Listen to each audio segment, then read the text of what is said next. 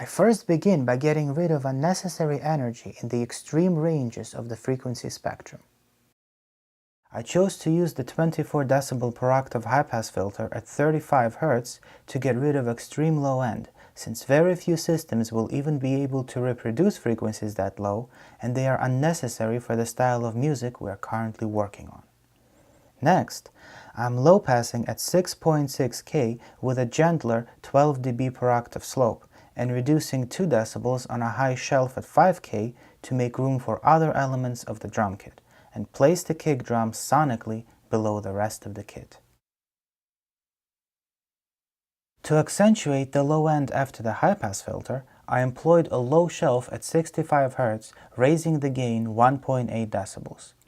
Even though the center frequency of the shelf is around 65 Hz, the slope of the shelf is so smooth that it extends way past 100 cycles.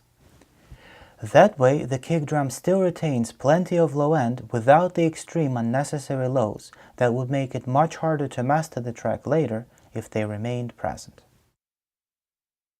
Next, I'm taming the high and low mids with wide cues at 330 Hz, reducing 5 dB, and at 1.1K, reducing 7 dB. Even though these settings might seem extreme, it clears plenty of room for all other elements in the mix, especially the bass. Furthermore, I have another cut at 124 Hz with a narrow cue on the metric halo channel strip, and a notch at 144.6 Hz using the Avid EQ3. Let's take a listen to the kick drum with and without the treatment in the mids.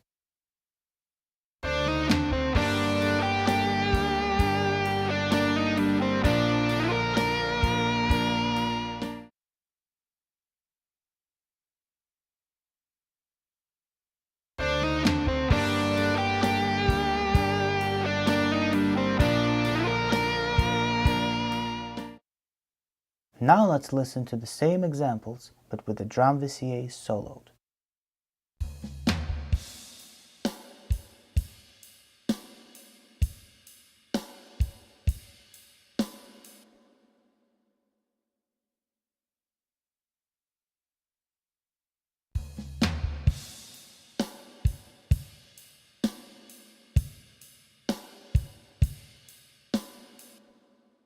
Notice how the processing in the mids visually places the kick drum below the snare.